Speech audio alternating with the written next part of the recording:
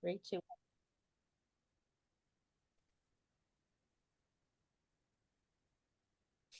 Hello, everyone. Have you been trying to make some change in your life and find that you're having difficulty doing it? And it may be small changes, it may be big changes, it may be that you set goals for yourself and then find you don't follow through on them, any version of that.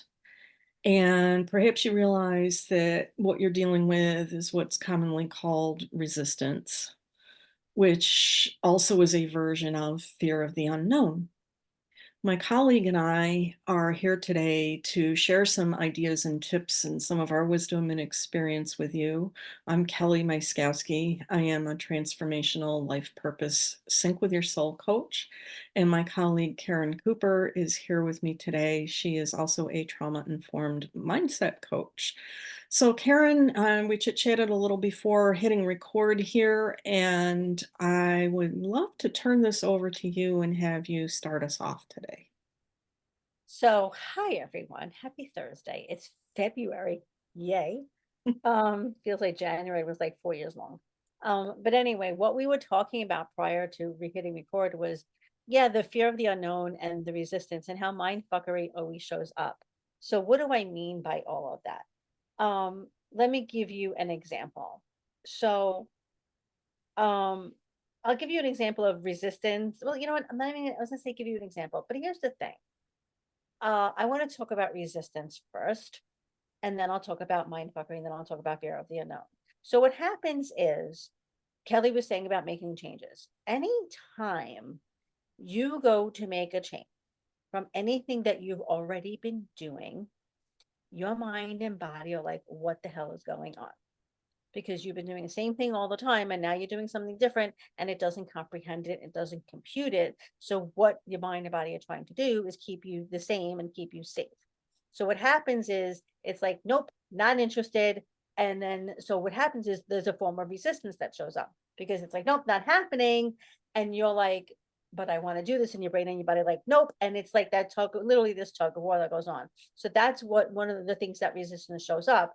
And that's a form of resistance, I should say. And it's how do you, I'm not gonna say, how do you move past resistance? I'm actually doing a workshop on that next week. Fun fact, a free workshop next week all about dancing at the resistance. Um, but and it's what it really boils down to is this: it's unfamiliar. You're here, you're going here, and it's completely unfamiliar. So it's really about having the tools and the tricks of the trade to be like, oh, wait, I see that this is resistance. I see what's going on. Let me create some sort of safety in my body. I'm safe. It's safe, that kind of a thing, because change happens at the speed of safety. So that's one of the things that happens when you're growing and when you're doing different things. But what also happens is, so that's resistance, and there's mind fuckery that's associated with it. No, I don't want you to because you will like this, and your old programming starts to come into play. So as you're growing and as you're becoming a newer version of yourself, um, your mind will want to go back to your old programming. It will show up in different ways and different forms, and mind fuckery shows up, and mind fuckery will show up, and it always will show up. And that is the thing is growing and growth. It's We always talk about peeling the onion, but the truth of the matter is it's a lifestyle. It's ongoing. It's a continuous thing. It's not, it's growing with an ing at the end, not with an ed. So it doesn't end. And that's not to say, oh my God, it's like, oh my God, it's alive. It's not like it sounds like, oh my God, I have to do this for the rest of my life. Yeah, you do. Because the thing is that when you start and you don't recognize yourself from a few years ago, you're like, wow, I can't believe how far I've come. But wait, there's more. But wait, there's more. Remember the commercial? But wait, there's more. There's always more. Why not? I mean, really, whatever you want. And so the thing is that every time you move that needle, the resistance is going to show up. The mind fuckery is going to show up. It's about having the ability. Both Kelly and I have different, I do a program called Unscrew Yourself. Kelly will talk about what she does, but to help you facilitate all the things that are coming up for you and the fear of the unknown. So what's happening too is you're moving, your body's like, what the hell? What's going on? The mind fuckery comes in, but also your body is telling you things. You're more connected to your body as you're growing, and you're like, wait, I don't see, I'm not seeing what's in front of me.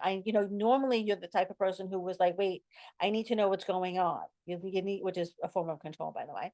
You need to see what's in front of you, that kind of a thing. And the fear of the unknown is like, well, I can't see what's happening. Believing that it's working out for you, believing that everything works out for the higher good, believing that everything is actually there for you for the taking. It's really interesting if you've never done that before to believe it. I know, I'll speak from my personal experience. Um, it's actually still an interesting thing for me, and I'm a few years into this already.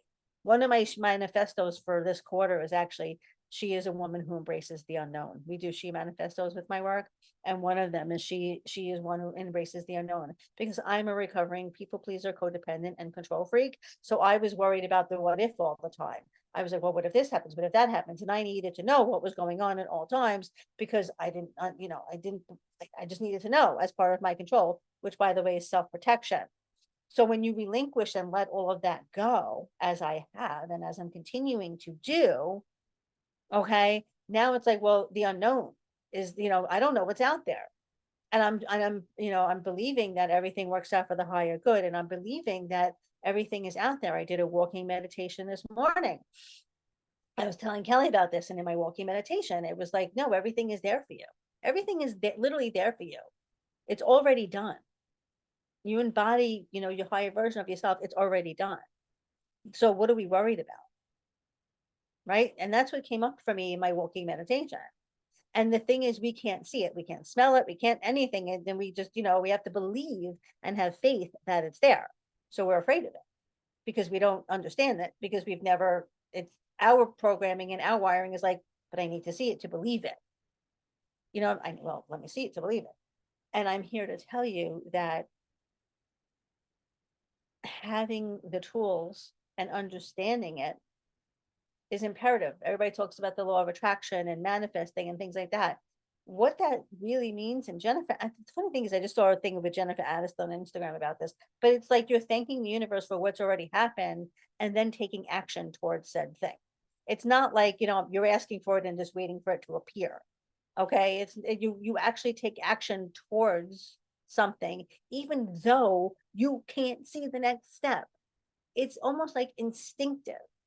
Okay. And the last thing I'm going to say about this is, um, it's really about you. The other thing is, when we take the next action, the next step, it's not the pushing through, it's not the hustling, it's not the needing to get this done. Because what happens is, when you're in this constricted type of place, and when you're, by the way, in the worry and is this going to happen and all that kind of stuff, you're actually blocking it from happening. You ever hear of all the people, all the good things happen to them, and all these things just fly out of thin air? That's because their vibration is such that they're allowing it to happen. And I know you're thinking, Caren, you're fucking out of your ever-loving mind. And I am, and that's okay. However, believing that, okay, is what's imperative, because you may not be able to see it, you may not be able to understand it, but when you vibrate high, part of what I do in my program is called guiding life feelings. How do you want to feel on a daily basis? Right? How do you want to feel? My guiding life feelings are open. I'm reading them: open, freedom, and abundance. So I want to feel open. I want to feel abundant. I want to feel freedom. Those are the feelings I want to be in on a daily basis. So when I am feeling those feelings and vibrating high and taking the actions that I would like to take for my business and to help you people transform, then I receive. Then I'm open and ready to receive. I'm vibrationally there. So all of these fears and all of these things, they're all self-protection. They're all conditions that we've learned and we've had to protect ourselves from the traumas that we've had, that we've had living with us for so long. The beautiful thing is that we can let those go, and we can have faith that things will work out to the best of their ability. That's why Kelly and I are here. And I know Kelly's going to say this, but I'm going to end with saying this. I welcome a conversation. I have my program Unscrew Yourself that exactly walks you through all of these steps and how you rewire and rewire, reprogram, and everything like that. On the video at the end on YouTube, all our information will be there. But I welcome the chat. I welcome the conversation. I welcome the you're insane conversations too, and I don't believe you conversations, whatever. I welcome a conversation just to see, just to, hey, that sounds interesting, does it, whatever it is. Call me, chat, whatever. I'm here for all of it.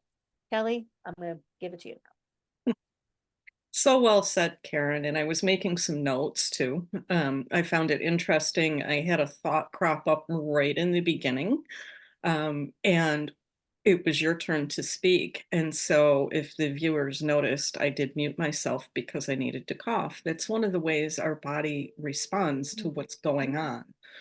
So, I ditto everything that you said, essentially, but also offer that it's ultimately about us expressing in the world, which is unfolding and evolving and continuing to grow. And so that's like energy flowing. It needs a place to go, it needs a place to flow. And it in essence has the optimal resources for its particular form of expression that are available to it, so that it being us, being the being that we are. And I'm at a point where I'm living even more into not trusting or not believing that everything is supporting us and working out for us and working out for our higher good, but just living from that in the knowing of it, which Yeah. is even more solid and centered than believing, because beliefs can change, but there's this knowing. And I also love something that you kind of hinted at there, or spoke to, depending on how we're interpreting this. But just because we don't see it doesn't mean it doesn't exist or it isn't true. Because we don't see it, sense it, experience it, think of how many things you've discovered in your lifetime that you didn't know existed at one point in time, and they do. So we're built to sense in certain ways, and our senses do not allow us full access to everything that is. But our scientists are discovering more and more about who we are and how we're here. And that's more of what I've been studying in the last couple of years myself. And I take our existence, or work with our existence in a little bit different way, I think, than Karen does. But essentially, I agree in that we are built with protective mechanisms so that we can continue to survive and exist. And those mechanisms have gotten a little bit warped. They've carried through from our primal existence days when we needed to know to get out of the way of the tiger so it doesn't kill us. Those same instincts are still there, but they're being misapplied because they're leading us to believe that things are a threat to us that really aren't. And a lot of that is built around, making change, as Karen said, when we don't know what's next.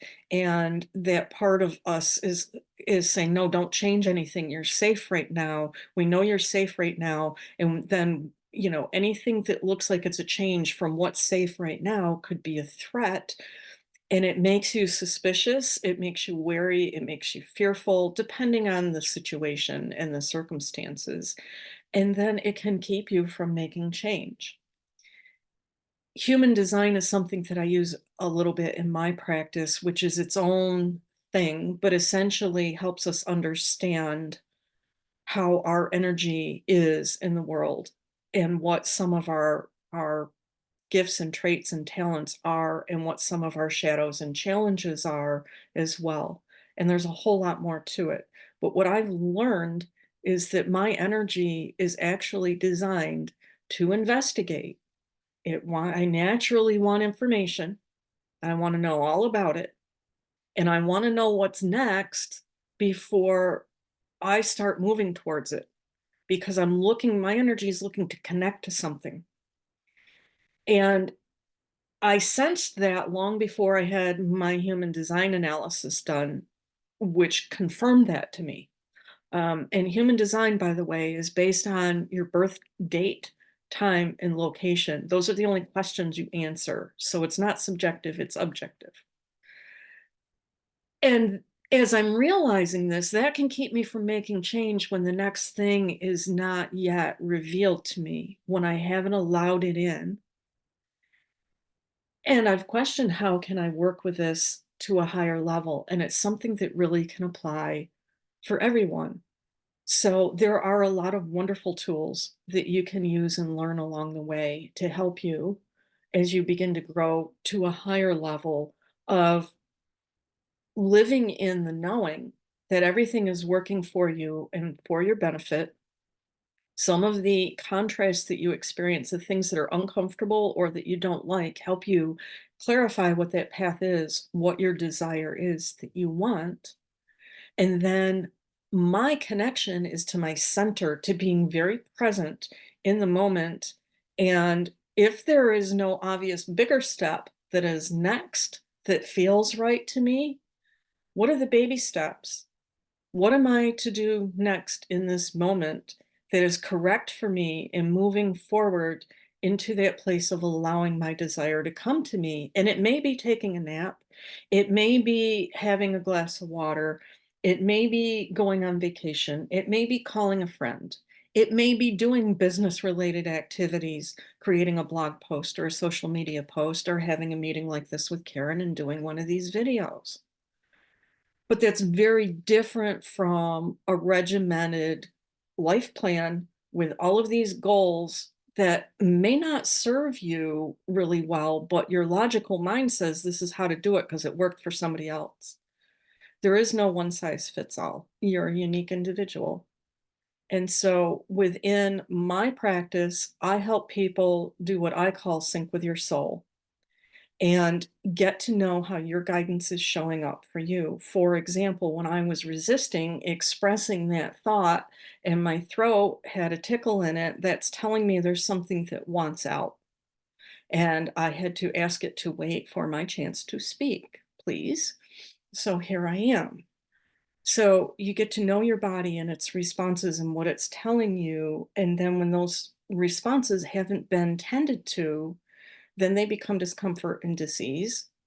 So that's one aspect of how it can be beneficial to decode what's going on in your body to allow fuller expression of you towards the thing that you desire and the purpose that you're here to serve in this lifetime. And to develop a greater awareness of that flow that is you, that natural expression, and how you are being guided towards your what's next. What feels better to you in the moment, what you sense to be the better of the choices that you're considering in the moment. And it may be there are times when you're going to feel worse before you feel better. You may need to go through allowing something to express that is a difficult emotion just to process that energy. So many times I've had people say, I'm afraid to cry because I feel like I'll never stop. Well, you've let it build up so long and it's so intense. It's understandable that it feels that way. But how many times have you heard of somebody literally crying themselves to death? So that's another form of, in essence, resistance. And granted, this is a complicated topic, but as Karen said, same for me. I am open to a pitch free chat, to answering your questions, to helping you find what's next for you, to support yourself and living your part in this amazing whole that we're all a part of, and optimally expressing in a healthy way who you are with whatever tools and processes you feel resonate with you, whatever knowing is present for you. And I work one on one primarily with people. I have something else that I'm working on, which hasn't fully revealed itself yet, but is in the works with another colleague of mine. And I will let you know about that as soon as I know what's happening there. But in the meantime, contact information you will find either with this post or where this video is living on YouTube down below in the description. We'd love to hear your comments and feel free to reach out. In the meantime, let your inner light shine, be you, live in sync with your soul and your guidance. Again, I'm Kelly Myszkowski, and with me today was Caren Cooper. Any last words, Karen? No, I think that was brilliant. Thank you, thank you. Thank you. Remember to like and subscribe as well, people. Take Yes. care. Bye. Bye for now.